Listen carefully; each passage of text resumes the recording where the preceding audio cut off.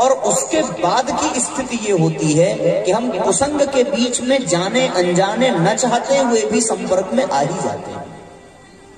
वर्तमान की जो स्थिति है वो स्थिति ये है कि कुसंगत वातावरण में इस तरह से घुल गया है कि उसे पहचान पाना भी मुश्किल है।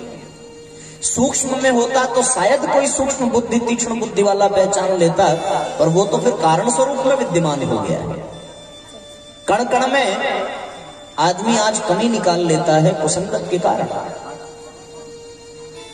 दिक्कत इसी बात का कि सत्संग मिला हमें सिर्फ 3 दिन के लिए, सत्संग मिला हमें सिर्फ 3 दिन के लिए। आज मिला 18 तारीख को, फिर 19 को मिलेगा, 20 को मिलेगा।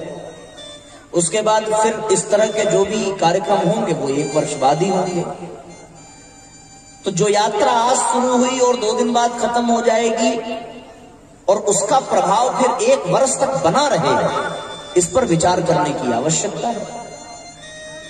और जब इस पर हम लोग विचार करना चाहें तो फिर गोस्वामी तुलसीदास जी का एक सूत्र निकल करके आता है रामचरितमानस से कि एक घड़ी आधी में पुनि आध, तुलसी संगत साधु की कटे कोटि अपराध। यहां तो 3 दिन मिला, और गोस्वामी जी ने कहा कि यदि 1 घड़ी भी मिल जाए और 1 घड़ी की आधी भी मिल जाए, आधी की भी आधी मिल जाए, तो भी कोटि अपराध कट जाते हैं। इस दृष्टि से यदि देखें तो फिर 3 दिन तो बहुत हो गया, बहुत लंबी यात्रा हो गई। 1 घड़ी किसको कहते हैं? 1 घड़ी का मतलब कोई बता सकता है? 1 घड़ी कितने समय अंतराल को कहा जाता है? 1 घड़ी कहते हैं 24 मिनट को। 24 मिनट बीत जाए तो उसको ये माना जाता है कि 1 घड़ी बीत गई। 60 मिनट बीतने पे 1 घंटा होता है ना, 30 मिनट बीतने पर आधा घंटा होता है, उसी तरह 24 मिनट बीतने पर 1 घड़ी कही जाती है। तो 1 घड़ी आधी घड़ी, 24 का आधा हो गया 12 मिनट। 1 घड़ी आधी में पुनि आध, इसका मतलब 6 मिनट। तो अगर 6 मिनट का भी सत्संग हम सबको प्राप्त हो जाए तो फिर कटे कोटि अपराध, जन्म जन्मांतरों के जो अपराध हैं, करोड़ों हैं, वो सब के सब समाप्त हो जाते हैं, कट जाते हैं। यदि इस सूत्र पर विचार किया जाए तो फिर हमारे लिए ये 3 दिन जो अभी तक 1 वर्ष के परिप्रेक्ष्य में देखने पर बहुत कम लग रहा था, वो अब 6 मिनट के परिप्रेक्ष्य में देखने पर बहुत अधिक लग रहा है। हम लोगों को इस 3 दिन में कितना सत्संग मिलेगा? 3 घंटे सुबह, 3 घंटे शाम, 6 घंटे, और तीनों दिन मिलेगा तो 18 घंटे हो गया। इस बात को अब सिद्ध करना है कि 6 मिनट ही किस तरीके से पर्याप्त है। तो फिर एक संत ने बहुत अच्छी बात बताई, और मैं आप सबसे भी कहूं कि उसको गहराई से समझना और समझ करके अपने जीवन में लागू करने का प्रयास करना। वास्तव में किसी चीज की अधिकता हो जाए तो वो चीज भी हानिकारक हो जाती है। अमृत भी आवश्यकता से अधिक मिले तो वो विष बन जाता है, और विष यदि आवश्यकता से अधिक मिले तो वो अमृत बन जाता है। ये बात सही है। इंसान पहले थोड़ा ही सिगरेट पीता है, फिर धीरे धीरे उसकी क्षमता बढ़ती जाती है, फिर वो उससे भी बड़ी नशा करता है, फिर वो ड्रग्स वगैरह लेने लगता है, क्षमता बढ़ती रहती है। अब उसके बाद उसके लिए विष भी अमृत बन जाता है। तो हमने तो ये भी सुना है कि जो बहुत बड़ा नशेड़ी हो उसको यदि सांप भी काट ले तो सांप का जहर उस पर काम नहीं करता, तो उसके लिए तो विष का भी कोई प्रभाव नहीं पड़ा। उसी तरीके से यहाँ पर 3 दिन का सत्संग मिला और 6 मिनट के परिप्रेक्ष्य में देखें तो वो 3 दिन भी बहुत ज्यादा लगा है। कभी कभी हमारे साथ ऐसा ही होता है, हम लोगों को 3 दिन में इतना कुछ मिल जाता है कि हम उसमें से कुछ निकाल ही नहीं पाते, उसी में डूब करके रह जाते हैं, और जब निकलते भी हैं तो सब कुछ वहीं छूट जाता है। गोस्वामी जी ने जो बात कही कि 1 घड़ी आधी में पुनि आध, तुलसी संगत साधु की कटे कोटि अपराध, तो इसका सबसे अच्छा उत्तर मिलता है माताओं के पास। उत्तर ऐसे मिलता है साथियों कि जब माताएं दही बनाती हैं दूध से तो क्या करती हैं? मान लो 5 किलो दूध से दही बनाना है, तो 5 लीटर दूध में उसको पूरा दही बनाने के लिए कितने जोरन की आवश्यकता पड़ती है? थोड़ा सा ही जोरन ही बोलते हैं ना, यहाँ पे जोरन बोलते होंगे या जामुन बोलते होंगे। तो 5 किलो दही प्राप्त करने के लिए थोड़े से ही जोरन की आवश्यकता पड़ती है। नींबू की कुछ बूंदें ही दूध को फाड़ने के लिए पर्याप्त हो जाती है। उसी तरीके से इस दृष्टि से यदि देखा जाए साथियों, तो फिर निष्कर्ष ये निकलता है कि पूरे जीवन में यदि 6 मिनट का वो सत्संग रूपी जामन पड़ जाए तो फिर पूरे जीवन को वो सही बना देता है। और वो सत्संग का फिर जो उद्देश्य है वो अगर पूरा होना होगा तो वो 6 मिनट में ही हो जाएगा, और यदि नहीं पूरा होना होगा तो 3 दिन क्या 30 दिन सुनते रहो, 300 दिन सुनते रहो, कोई फर्क नहीं पड़ेगा। इसलिए हम कुछ ऐसा आज कर लें कि हमारे लिए वो 6 मिनट ही पर्याप्त हो जाए। और ये तभी संभव है जब हम अपनी बुरी आदतों को छोड़ दें, क्योंकि सारे जितने भी आध्यात्मिक उपचार किए जाते हैं उनका उद्देश्य एक ही है कि व्यक्ति अपनी बुरी आदतों को छोड़ करके अच्छी आदतों को अंगीकार करे। और एक बहुत प्यारा भजन भी है इस संदर्भ में, आपने सुना भी होगा, आदत बुरी सुधार लो बस हो गया भजन। आइए गुनगुनाते हैं साथ में। आदत बुरी सुधार लो बस हो गया भजन, आदत बुरी सुधार लो बस हो गया भजन। ओ आदत बुरी सुधार लो बस हो गया भजन।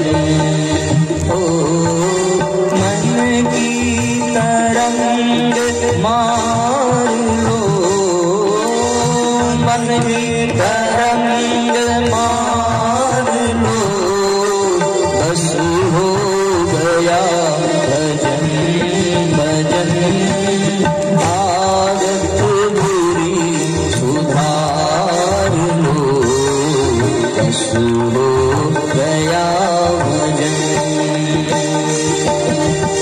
भाव से तालियां बजाते रहें, एक साथ एक स्वर में गुनगुनाते रहें, सभी प्रेम पूर्वक भजन के एक भाव को अपने हृदय में उतारने का प्रयत्न करें।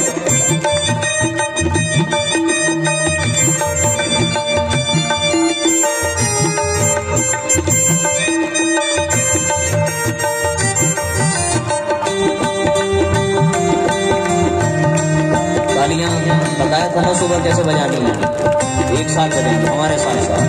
रुक जाओ, एक साथ बजाओ, बहुत बहुत।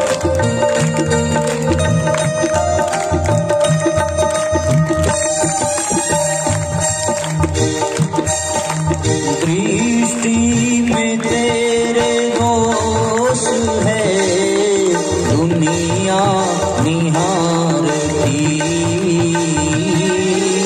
दृष्टि में तेरे दोष है दुनिया निहारती,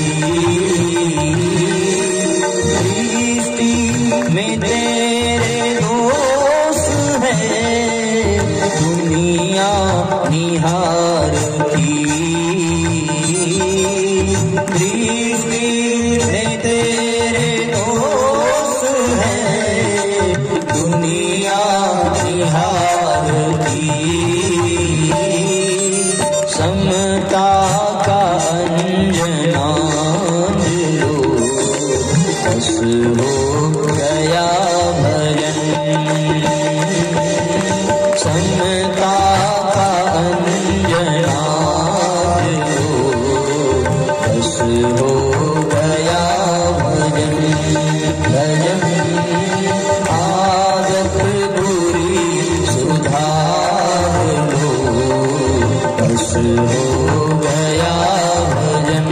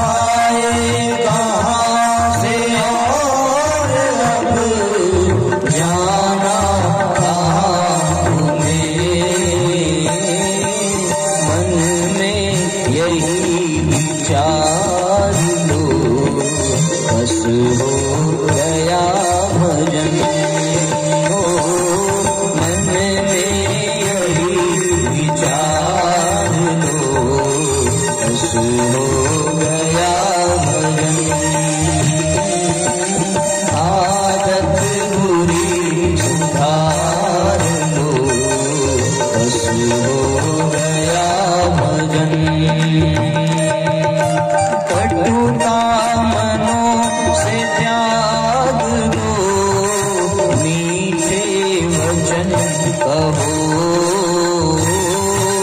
कटुता मनों से त्याग दो, मीठे वचन कहो, वाणी का स्वर सुधार दो, बस हो गया भजन। वाणी का स्वर सुधार दो, बस हो गया भजन। मन की तरंग मार लो, मन की तरंग मार लो, बस हो गया भजन। आदत बुरी सुधार लो, बस हो गया भजन। आदत बुरी सुधार लो, बस हो गया भजन। मन की तरंग मार लो, बस हो गया भजन। वाणी का स्वर सुधार लो, बस हो गया भजन।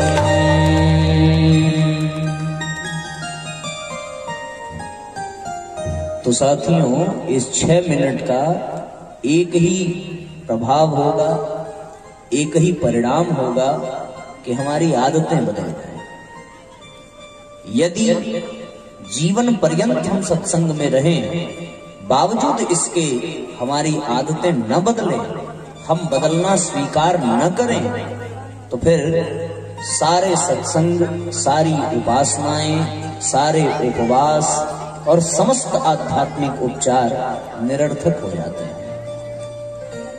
यहाँ पर बैठने का ये जो संकल्प आपने किया, उसकी पहली शर्त स्वीकार करनी पड़ेगी, और शर्त ये है कि आज से आपको अपने भीतर बदलाव को शुरू करना पड़ेगा, इसकी शुरुआत करनी पड़ेगी। यदि आपने इसकी शुरुआत न की तो फिर यहाँ बैठना निरर्थक हो जाएगा। इससे फिर अच्छा होगा कि आप अपने घर में बैठें, और घर में बैठने पर तो बहुत लाभ है। यहाँ आपको जमीन पर बैठना पड़ रहा है, घर में आप होंगे तो आप सोफे पर बैठेंगे। यहाँ आपको बिना खाए पिए बैठना पड़ेगा, घर में होंगे तो बीच बीच में, आज तो मौसम भी भैया ठंडा वाला हो तो और अंतरात्मा और आवाज लगाती है, चाय नाश्ता और फिर कटलेट वगैरह चलता है दबा के। जो माताएं होंगी उनको विशेष लाभ मिलेगा, बहुओं की सेवा मिलेगी घर पे, मिले न मिले पर एक भाव तो है ही है, परंपरा है। तो इसलिए यहाँ हम पुरुषार्थ कर रहे हैं जमीन पर बैठकर बिना खाए पिए, और इस बदलते मौसम में, मौसम बदल सकता है तो फिर इंसान क्यों नहीं बदल सकता। बदलाव को स्वीकार करना हो तो ही आपका यहाँ रहना सार्थक है, और यदि बदलाव को न स्वीकार करना हो तो फिर यहाँ बैठना बेकार हो जाता है। और बदलाव भी कई तरह के हैं। बदलाव एक नकारात्मक भी है, एक सकारात्मक है। ये बदलाव जो बात कह रहे हैं हम, वो सकारात्मक होनी चाहिए, न कि नकारात्मक होनी चाहिए।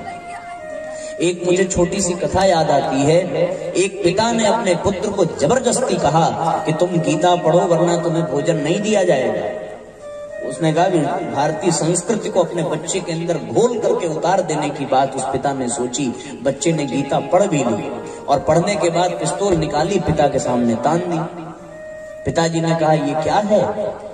बच्चे ने कहा हर कण में परमात्मा है, जैसे आप में है, इसमें है, उसी तरह इस पिस्तौल में भी है। उन्होंने कहा हटाओ इसे, हमें डर लग रहा है। बोले भय किस बात का? चिंता क्यों व्यर्थ चिंता करते हो? क्या लेकर आए थे, क्या लेकर जाओगे? किस बात की चिंता आपको है? किस बात का भय है? कहे जा रहा है पिता, अरे तुम पागल हो गए हो क्या? व्यक्ति पागल होता है तभी वो परमहंस बन पाता है। अब वो पिताजी कहे जा रहे हैं, बदलाव उसके अंदर हो गया गीता पढ़ करके। तुम्हारा दिमाग खराब है, मैंने बचपन से तुम्हारे लिए इतना किया, सब कर्मों का फल है। बच्चे ने कहा सब कर्मों का फल है, आपने जो किया आपको मिलेगा, हम जो करेंगे हमें मिलेगा, आपने जो किया आप उसको पाइए। अब वो लगातार पीछे हटे जा रहे हैं और वो आगे बढ़ता जा रहा है। बदलाव तो हुआ पर वो बदलाव सकारात्मक नहीं था। उस बदलाव का परिणाम ये निकला कि बेटा बाप का ही दुश्मन बन बैठा, क्योंकि गीता का वो जबरदस्त ज्ञान उसको हुआ जो शायद ही किसी को आज तक हुआ हो। तो साथियों, परिवर्तन ऐसे भी होते हैं, हमें सकारात्मक परिवर्तन अपने जीवन में करना है। कैसा परिवर्तन?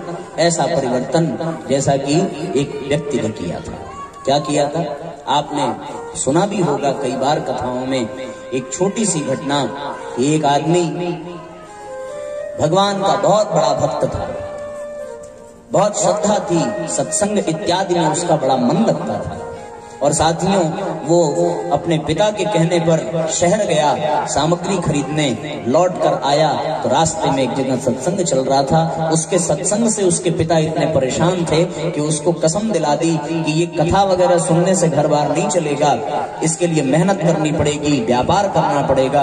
उसने पिता के डर से सत्संग छोड़ दिया, बोला सत्संग जहां हो तुझे मेरी कसम है, तुझे जाना नहीं है, कान में उंगली दे देना लेकिन सुनना नहीं है। कुछ ऐसा कहा होगा। रास्ते में वो आ रहा था, उसने देखा कि भैया सत्संग हो रहा है, कान में उंगली दी, भागा बड़ी जोर से, एक पत्थर से टकराया और टकरा करके गिर पड़ा तो उंगली बाहर निकल गई। इतने में पंडित जी जो कह रहे थे कथा, उनकी कुछ बातें उसके कान में चली गई और चर्चा किसी भूत प्रेत की चल रही थी। तो कह दिया कि भैया भूत के पांव उल्टे होते हैं, उसकी कोई छाया नहीं होती, उसे कोई छू नहीं सकता, पकड़ नहीं सकता। इतनी बात उसके कान में चली गई, वो सुन लिया, बेचारा क्या करे। आगे बढ़ा, रास्ते में पेड़ से 2-4 चोर उतर करके आए और सोचा कि सेठ का लड़का आ रहा है, उसको पकड़ा जाए, लूट लिया जाए। जैसे ही भूत भूत कहकर कंबल से ढक करके उसके ऊपर उन लोगों ने आक्रमण किया, उसने तुरंत जान बचाने के लिए भागने की सोची। तब तक अचानक उसकी दृष्टि उन चोरों के पैरों पर पड़ गई। सोचने लगा कि ये कैसे भूत हैं भैया, इनके पैर तो बिल्कुल सीधे हैं। और उसके बाद फिर उनका हाथ पकड़ा तो बोला ये कैसे भूत है, हम इन्हें पकड़ भी सकते हैं, चंद्रमा की रोशनी में हम इनकी परछाई भी देख सकते हैं। तुरंत जान गया कि ये भूत नहीं है, ये चोर ही हैं जो हमें लूटना चाहते हैं। उसने डंडा निकाला और चोरों को मारकर भगा दिया। बात उसके दिमाग में एक ही आई कि जब 3 मिनट का सत्संग उसके जीवन की, उसके प्राण की रक्षा कर सकता है, तो जो अपने तीनों समय को सत्संग में लगा देगा, साथियों उसके जीवन में कितना बड़ा कल्याण होगा। और अपने पूरे जीवन को उसने सत्संग में लगा दिया और श्रेष्ठ कार्य में लगा दिया। तो जिसके लिए बदलाव सुनिश्चित है वो 6 मिनट में भी बदलाव कर सकता है। छोटा सा राजकुमार सिद्धार्थ अचानक भगवान बुद्ध कैसे बन गया, ये अचानक कैसे हुआ? बस इतना से ही हुआ। हम लोगों ने अपने जीवन में न जाने कितनी शव यात्राएं देखी होंगी, पर उस छोटे से राजकुमार सिद्धार्थ ने एक ही शव यात्रा देखी और उस एक ही शव यात्रा ने उन्हें राजकुमार से महात्मा बुद्ध बना दिया। पूछा है अपने सारथी से कि व्यक्ति क्यों मरता है, क्यों वृद्ध होता है? उन्होंने कहा ये जीवन का नियम है, बस उस सत्य की तलाश में कि हम ऐसा क्या करें कि मरना न पड़े, वृद्ध न होना पड़े, उस तलाश में उन्हें वो बना दिया छोटे से सत्संग में। तो साथियों, बात इतनी ही हमें कहनी है कि हम यहाँ 3 दिन आवे, चाहे 3 मिनट आवे, शर्त यही होनी चाहिए कि हमें आज से, अभी से, इसी क्षण से अपने भीतर बदलाव को स्वीकार करना पड़ेगा। और वो बदलाव सकारात्मक होना चाहिए, वो बदलाव नकारात्मक नहीं होना चाहिए।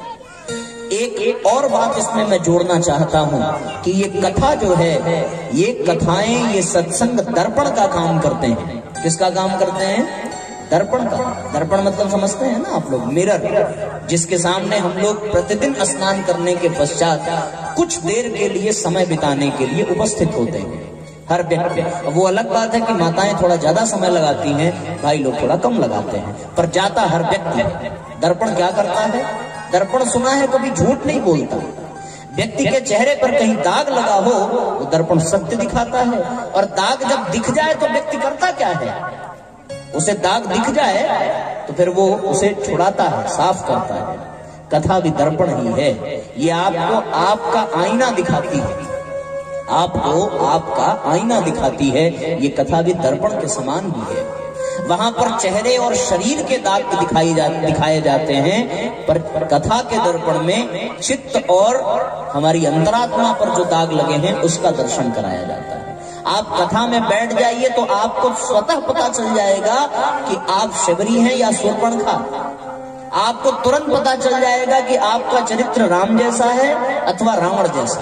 किसी से पूछने की जरूरत नहीं है। दिक्कत यहाँ भी आती है कि व्यक्ति की चालाकी को प्रणाम करने का मन करता है कि यदि कोई व्यक्ति को कोई बात अच्छी मिल जाए और लग जाए तो वो तुरंत अपने पड़ोसी को देखता है और कहता है कि देख, मैंने कहा था कि तुझे ऐसा नहीं करना चाहिए और तूने ऐसा किया, देख कथा में क्या कह रहे हैं।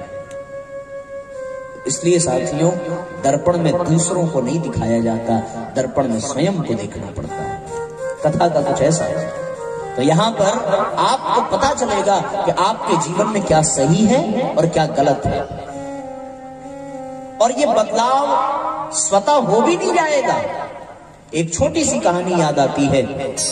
एक व्यक्ति भगवान बुद्ध के पास गया और भगवान बुद्ध के पास जाकर के कहने लगा कि सुना है कि आपका प्रवचन सुनकर के, आपका सत्संग सुनकर के हर व्यक्ति बदल जाता है।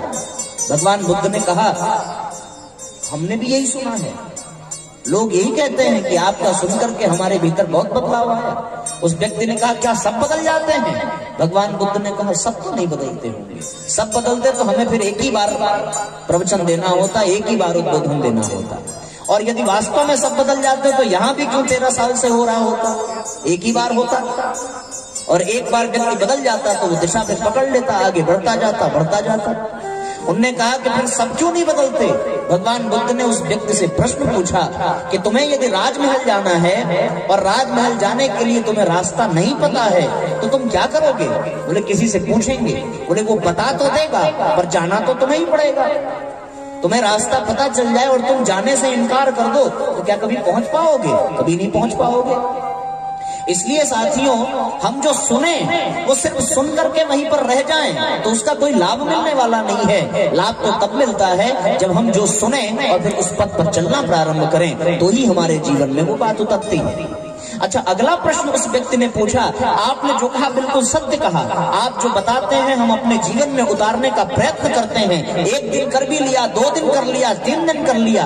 न जाने कितनी टोलियां आई होंगी 13 वर्षों में, न जाने कितने लोगों ने कहा होगा कि गायत्री जप करो, गायत्री जप करो, यज्ञ करो, स्वाध्याय करो, सत्संग करो, सब करो।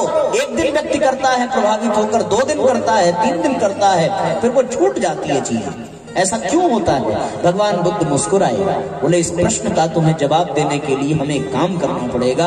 उन्होंने कहा, क्या करना पड़ेगा?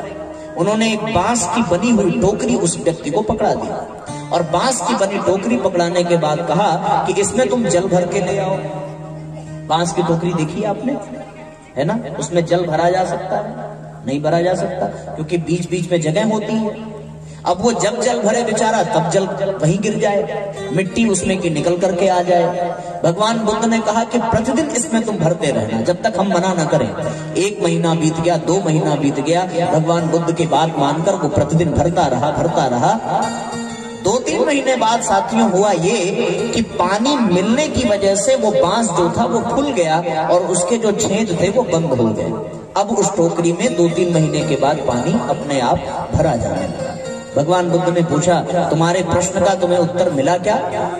उसने अंत में कहा कि भगवान, मिल गया कि हम जो सीखें वो एक बार करना शुरू करें तो छूट जाता है, पर बार बार यदि प्रयत्न चलता रहे, बार बार यदि प्रयत्न चलता रहे तो फिर वो जीवन का अभिन्न अंग बन जाता है और उसके बिना फिर अच्छा ही नहीं लगता। किसी व्यक्ति ने कहा कि साहब, हम सुधर तो जाते हैं, आदतें छूट भी जाती हैं, फिर परिस्थिति बनती है तो फिर वो लत लग जाती है। एक संत मुस्कुराए, बोले, कहने लगे कि भैया, यदि तुम एक बार अपनी दाढ़ी मूंछ बना लो तो क्या जीवन भर के लिए बन जाएगा? उन्होंने कहा, नहीं साहब, जीवन भर के लिए तो नहीं बनेगा, वो फिर से जम जाएगा। बोले, ये बुराइयां ऐसी ही हैं कि एक बार जैसे दाढ़ी छीलने पर हम लोगों ने, ये लोग तो बनाते नहीं है, हम बनाते हैं। कल बनाए, आज देखो फिर निकल गए, कल फिर बनाना पड़ेगा। उसी तरीके से नहीं बनाते। इनका सिद्धांत कुछ और है। ये कह रहे हैं हम बढ़ जाते इसीलिए नहीं बनाते, मतलब बिगड़ना ही है तो फिर क्यों सुधरें? ये सिद्धांत बहुत गलत है। तो साथियों, आप लोग इन वाले सिद्धांत पर मत चलना, हमारे वाले पे चलना। बार बार बनाते रहना, बनाते का। और महिलाएं कहेंगी, तो कहने का मतलब ये है, दाढ़ी बाल बनाने की शिक्षा यहाँ नहीं दी जा रही है। यहाँ ये बात कही जा रही है कि जिस तरीके से इसे बार बार साफ करना पड़ता है, उसी तरह मन पर जो मैल परत जम जाती है, उसे बार बार हटाने के लिए प्रयत्न करना पड़ता है। प्रयत्न करते करते एक दिन सिद्ध हो जाती है वो चीजें, और उसके बाद वो स्वतः होने लगती हैं। हमें प्रयास करना पड़ता है।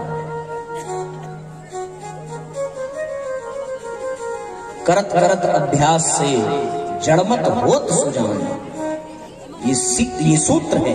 बार बार हम प्रयत्न करें, बार बार हम कोई चीज करें, तो फिर वो अभ्यास में हो जाता है। और जिन जिन ने ये ऐसा किया है, वो उन्होंने पाया भी है। तो साथियों, सब मिला करके एक ही बात फिर से मैं समराइज कर दूं आपके लिए कि हमारे जीवन में 3 दिन का नहीं, 3 मिनट का ही सत्संग, और उसमें कोई एक सूत्र पकड़ करके जाना और उसी सूत्र पर जीवन भर चलना। और जीवन भर जब वो अभ्यास में बन जाए तो भैया फिर अपने आप वो चीजें घटने लगती हैं, अपने आप घटने लगती हैं।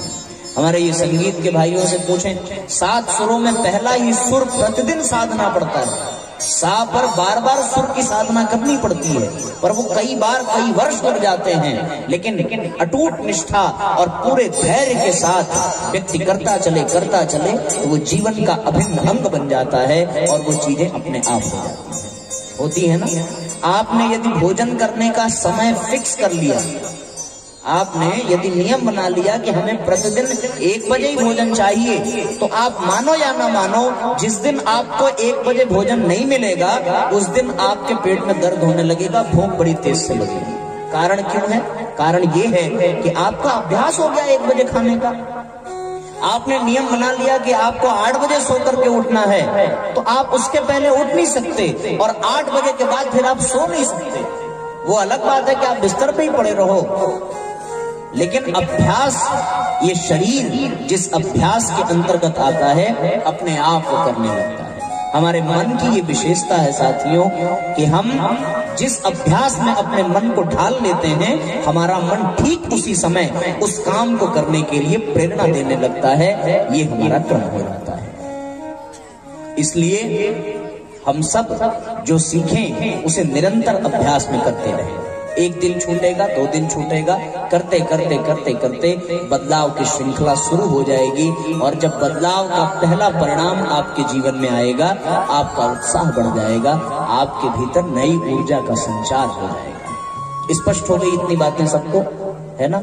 मैं कथा कह नहीं रहा हूं, मैं बस आपसे चर्चा कर रहा हूं, क्योंकि कथा के लिए बहुत लंबा समय चाहिए और बहुत लंबा वातावरण चाहिए होता है। हम सब लोग बिल्कुल घर के जैसे हैं। आपके गांव में कल से हम रह रहे हैं, और कल से आने के बाद लगा ही नहीं कि हम कहीं अपने घर से दूर हैं, आप सबके बीच में रह करके। तो ये इस तरह की बातें ही हम आपसे कर रहे हैं। इसलिए साथियों, इस पूरे के पूरे 3 दिवसीय सत्संग में हम सब जब साथ में रहें, उसमें से जो अच्छा लगे उसको उठाना और जीवन भर उसका अभ्यास करना। और वो अभ्यास तब तक चले जब तक बदलाव शुरू न हो जाए। और वो बदलाव कैसा हो? सकारात्मक बदलाव हो, उस पुत्र की तरह ना हो जो गीता पढ़ के बंदूक की तान दे। ठीक है ना, पक्की बात। सब लोगों को ये वचन देना पड़ेगा कि साहब आप बताइए, जो बताना है, हम बदलाव शुरू करेंगे। हो गई हमारी आपकी डीलिंग हो गई, है ना। अब आप हमारी बात मानना, हम आपकी बात। देखो हम आते ही माने कि नहीं माने। अभी वो साउंड वाले भैया बोले कि आप ऐसे ही पकड़ के कर लीजिए, हमने तुरंत मान लिया। उन्होंने कहा फिर ये छोटा वाला स्टैंड, हमने तुरंत मान लिया। हमारे अजय जी भाई साहब ने कहा कि हमें संचालन के लिए माइक चाहिए, हमने जरा भी विरोध किया। देखो हमने आपकी बात मानी, अब आप हमारी बात मान लो, हिसाब बराबर हो जाएगा। और हम मानते चले गए, आप नहीं माने, तो ये हिसाब चढ़ता रहेगा और पता नहीं फिर कब पूरा होगा। माना ना भाई साहब? बस उन्होंने कहा आप आ जाइए, हम आ गए, बात मान ली। अब आप सबकी बारी है, हमने अपना वादा निभा दिया, अब आपका अपना वादा निभा। ठीक है ना, पक्की बात। तो हम सब लोग आइए गुरुदेव के चरणों में चलें और सत्संग की महिमा का लाभ लेते हुए अब कुछ परम पूज्य गुरुदेव के सूत्रों पर चर्चा कर लेंगे। उसके बाद हमें जरा बता दीजिएगा कि ये कब तक आज की यात्रा चलेगी। हमें अभी संकेत दे दीजिए, 9:25 हो रहा है, कितने देर तक की अनुमति है? खा पी के तो सब आए होंगे, झूठ नहीं ना बोल रहे। हाँ, लेकिन सब खा पी के यही है तो कब तक चले? हमें एक समय सीमा बता दीजिए। 1 मिनट हम खुद ही पूछ लेते हैं, भाई साहब परेशान काहे हो रहा है? अब तो हमारी इन सब की दोस्ती हो गई ना, अब हम इनकी सुनेंगे, ये हमारी सुनेंगे। बताओ 9:25 हो रहा है, 9:30 तक कथा चले, कोई दिक्कत तो नहीं है? सब कह रहे हैं हाँ एकदम कोई दिक्कत, ठीक है चलो अच्छा। फिर से मैं पूछ रहा हूँ, 9:25 हो रहा है, 10 तक चले तो कोई दिक्कत नहीं है? नींद तो नहीं आ रही किसी? हम व्यवस्था करा दें यहाँ पे, यहाँ पे है, कोई दिक्कत नहीं है ना। चलो हंसते खेलते हम लोग इस यात्रा को भी पूरी करेंगे। जीवन को सरल बना करके चलना है साथियों, वरना जीवन बोझ बन जाता है। और सरलता मुस्कुराहट से आती है, हंसते हुए आती है। अभी देखो ये भाई साहब लाइव कर रहे हैं ना, तो आप लोग खूब हंसते हुए मुस्कुराते हुए रहना, ताकि फोटोज इसमें अच्छी आए, ठीक है ना? हाँ ये बढ़िया। सत्संग की गंगा बहती है, गुरुदेव तुम्हारे चरणों में। एक साथ तालियां बजाइए, परम पूज्य गुरुदेव के चरणों में चलें और उसके बाद कुछ उनके सूत्रों को हम लोग स्वीकार करेंगे। सत्संग की गंगा बहती है, गुरु